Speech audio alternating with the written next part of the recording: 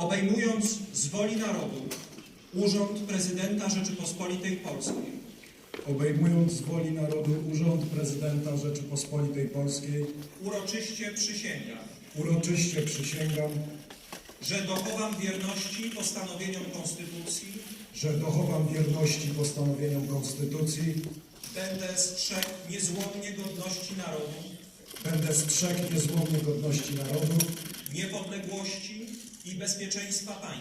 niepodległości i bezpieczeństwa państwa, a dobro ojczyzny oraz pomyślność obywateli